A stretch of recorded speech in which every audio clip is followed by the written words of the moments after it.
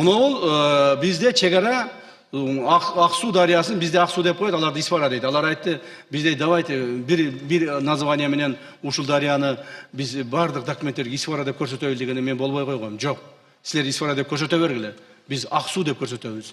Деп бүт документтерге Аксу деп көрсөттүк. Аксу дарыясы дарыянын ортосунан бөлүнүп келди. Бул жерде мынау жерлер, мына ошол жерде баткендиктер билет. Мынау жерлер, мына жерде канча 70 соток жер бар эле. Дагы бир жогоруда да бир буларды мына тажиктер пайдаланып келген, өрүгө кип алышкан, башка кылып алышкан. Биз жака өтүп кеткен да буларчы. Булардын бардыгын биз алып калдык өзүбүзгө. Айттык, болбойт. Болбойт, биз алып калабыз, алып калдык. Буларды өзүбүзгө өткүздүк. То есть мына жолдун коопсуздугу толук камсыз болду. Амурда булар алардыкы болчу. Мына алып ортосунан бөлүп келдик дагы Головнойго келдик. Головнойго келгенде биз айттык, Головной бизде калат.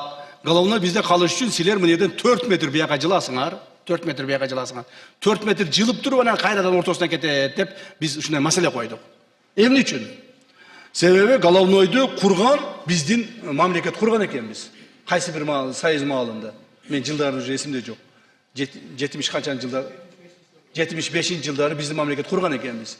Так, бирок пайдаланган маалда, муну пайдаланган маалда эки тарап Головнойду кошуп пайдаланып келгенбиз. Ушул жерде мамлекеттер аралык суу департаменти менен алардын суу чарбалыгы менен кошулганда, алар менен биздикилер сууну бөлүп келгенде, суунун где-то бир 40 канча 50%ге жетпегени тажиктерге, 20% өзбектер, анан 30% биз пайдаланып келген экенбиз. Бул суу бөлүштүрүү боюнча. Мен эми точно эмелерде 1-2% ар жак бер жак болуп калышы мүмкүн. Мындак айтып коеюн. Ушундай бөлүштүрүп келген экенбиз. Мына. Ошондо деле суунун көпчүлүк бөлүгүн булар пайдаланган экен. Себеби, урматтуугандар, эмне үчүн дегенде биздин элибиз эми ачыгыраак айтканда азыракпыз ал жердечи, Баткен облусунда. Баткен Согди облусунда булар 2,5-3 миллионго жетип калды уже. А биздики бир 300 миңге тегерегенде болуш керек. 250 миң, 300 миң тегерегенде болуш керек. Так, ошондон биз азыраак пайдаланганбыз. Биз эми өзү керекти гана пайдаланабыз, туура башка не кылабыз элек. Ошентип пайдаланып келгенбиз. Эми булар айтып калышты. Эми ошондуктан муну биз ортодон бөлөлү деп. Себеби бул жерде, мына бул жерде биздин солдаттарыбыз турат, бул жерде булардын солдаттары турат, могул жерде. Чабыш, талаш, тытыш постоянно. Ушул жерде канча адам өлдү. Ушул жерде эле 2021-жылы баягы биздин жарандарыбыз Головнойду алып коюп атыптыр деп бара калганда канча адам өлдү ушул жерде? Абдыкеримов 12 адам ушул жерде өлдү, мына жарандарыбыз. Так, бара калып алардын үстүнө гранатометтон түшүп, мина түшүп, ошол жерде 12 адам өлдү. Так, ушул ызычуу болуп жүргөн жер. Ошондон биз айттык, жок, муну биз жөнөн-жөн бөлбөйбүз. Биз муну жөнөн-жөн бөлбөйбүз. Ал жерде болгону 4 метр жер. Ачык айтайын. 3 шүлүз турат. 3 шүлүз турат. 3 шүлүздү 1,5 шүлүздөн бөлгөндө биз буларга 4 метр жер калтырышыбыз керек. Бул 4 метр жерди мен мына ачык айтып коеюн, баткендиктер да уксун. Биз аларга калтырган күндө деле 1,5 шүлүздү калтырбаган күндө деле ошол сууну булар пайдаланып атат. Мындан кийин да ошентип пайдаланат. Себеби өкмөттөр аралык бизде келишим бар. Биз ал сууну буларга пайдаланбайсың деп бере албай кое албайбыз, туугандар. Себеби бул Кудайдын суусу. Кудайдын суусу келип атат, аны биз өзүбүзгө керектүүнү алып атабыз, керек эмес өзүбүздөн ашканын булар пайдаланат. Бул мыйзамдуу эле нерсе. Так, ошондуктан ошол шүлүздүн 1,5-ын бериш үчүн, 4 метр жерди бериш үчүн мен булардан 1000 гектар жер сурадым. Мына ачыгын айтайын. Ошондо булар башын кармады. Кандай бул 4 метр жерге биз эми баарын ынтымакта чечип келатабыз го. Эми 4 метр жер бунун баары бир деле ушуну пайдаланып атпайбызбы? Эч нерсе өзгөрбөйт го бул жерден. Эмне үчүн 1000 гектар жер сурайсың деп менен таза ызычуу болушту. Биз 2-3 жолу комиссияны отмен кылдык ишини. 2-3 жолу протоколго кол койбой калдык. Мен ачык эле айтыш керек, 1-2 жолу ошол жактан кайтып да келе бердим. Мен айтып, жок, бербесеңер мен болбойт деп.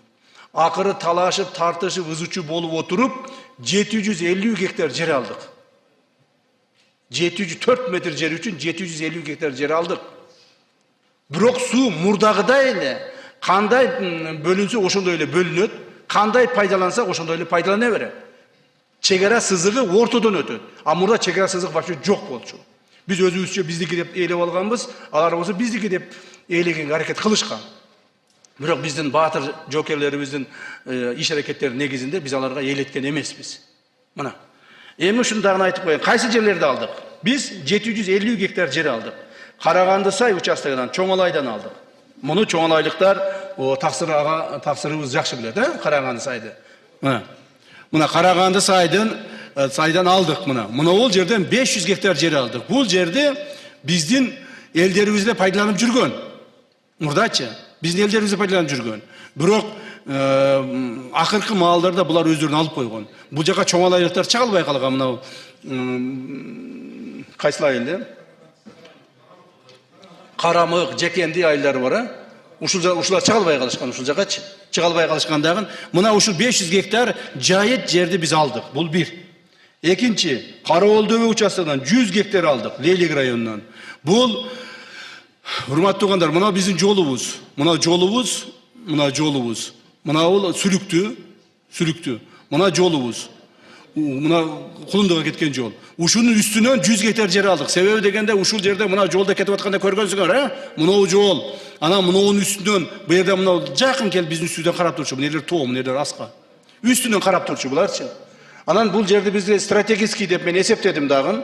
Балдар менен акылдашып туруп, ушул жерден 100 гектар бересиңер дедик. Эмне үчүн дегенде, булар мыйды турушчу да. Буларды биз мына артка жылдырдык, мынакачы. 100 гектарга жылдырдык, багындырдык буяка. Ошондо булар сүрүктүүдөн да алысыраак болуп калды, биздин стратегический жолдон да алысыраак болуп калды. Биз ушуну туура деп таптык. Андан кийин Каттатуз участогунан 150 гектар жерди алдык. Каттатуз мына. Каттатуз участогу могул жер, урматтуу туугандар. Ушу Каттатуз болгону 600 гектар жер. Каттатузда дагы постоянно талашабыз, тартышабыз, тытышабыз, согушабыз. Анан ушул жерде Каттатузда, урматтуу туугандар, булардын бул Каттатузда, мына Каттатуз буяктарга кирген, мынаяктан беричи. 600 гектарда буну биз 300-300дөн бөлдүк. Биринчи башында 300-300дөн бөлдүк. Себеби biz bular dokumentlerdi alып келсек, bular dokumentlerdi alып келишти. 60-50 жылдардан бери 70 жылдарда булар көптөгөн ал жерде скважиналарды казып, нефтилерди добывать этип жүргөн экен. Бүт документтери бар экен. Анан мен айттым, алар айтты, эми силер документтериңерди алып келгиле деди. Биз документтерди алып келгиле десем, мына Назирбек Нурматович турат. Биздин ошол жерде жергиликтүү бийлик органдарынын эмелери турат. Эч кандай документибиз жок экен биздин. Просто документ жок. Просто булар пайдаланып жүргөн жер. Анан кийин биз талашабыз, жок биздин жерде талашып тартышып отуруп, ушул жерде солдаттар дагы каза болгон кайсы бир жылдары биз 12-би, 11-чи жылы бир-эки скважинаны басып алганбыз бул жерде. Ошол жерде ызычуу болгон. Ошон үчүн макуланда деп туруп, булар менен дагы талашып тартышып отуруп, ортодон 600-дө 300дөн бөлгөнбүз. Бирок 300дүн дагы ичинен 150-нү дагы алып койдук за счет головного. То есть буларга Каттатуздан болгону 150 гана гектар жер тийди. 600дүн ичинен. Муну дагы ачык айтып коем. Муну электик туугандарга бул неме болсун. Бирок ал жака эч ким деле барбайт. Ал жак алиги не деп коет, өтө кумдуу ушундай жер экен да. Ну бирок баары жер да, туура, какая разница?